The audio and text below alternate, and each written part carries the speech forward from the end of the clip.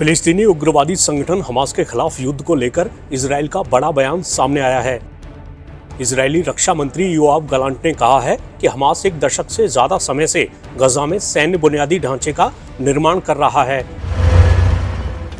और उसे खत्म करना आसान नहीं है, इसमें वक्त लगेगा।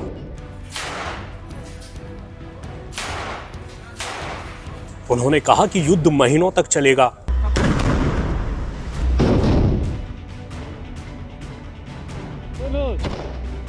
उनका ये बयान तब सामने आया है जब इजराइल और उसके बड़े सहयोगी अमेरिका पर गजा में तबाही को लेकर अंतर्राष्ट्रीय रूप से अलग थलग पड़ने का दबाव बढ़ गया है।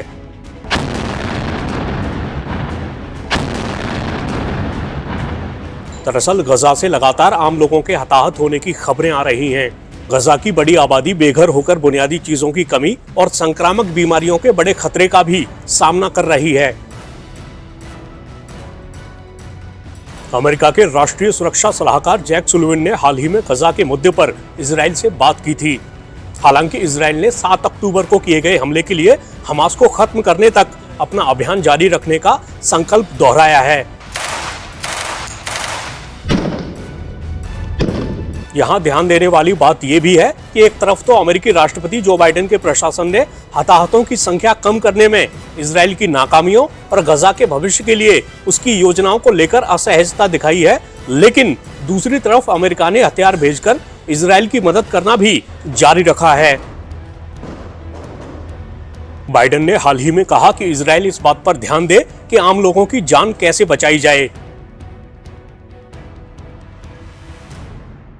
उन्होंने इजराइल को मैसेज दिया कि हमास का पीछा करना मत छोड़ो, लेकिन ज्यादा सतर्क रहो। बाइडेन इस बात की चेतावनी भी दे चुके हैं कि इजराइल अपनी अंधाधुंध बमबारी के चलते अंतर्राष्ट्रीय समर्थन खो रहा है।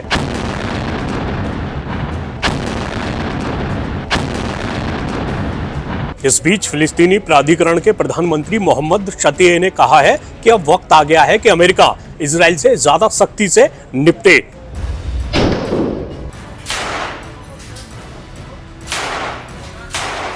उधर तेल अवीव में सुलिवन के साथ बातचीत के बाद इजरायली प्रधानमंत्री बेंजामिन नेतन्याहू ने कहा कि उन्होंने इजराइल के अमेरिकी मित्रों को बताया है कि उनका देश जीत हासिल करने यानी हमास को खत्म करने तक लड़ाई जारी रखेगा।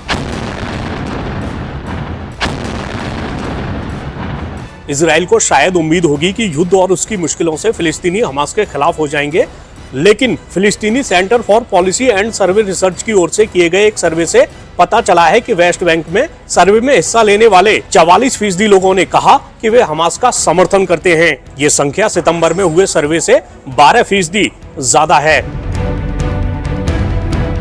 ऐसे में इस बात पर निगाहें रहेंगी कि इजराइल पर जिस तरह का दबाव बढ़ रहा है उसके चलते वो अपना रुख नरम करता है या नहीं।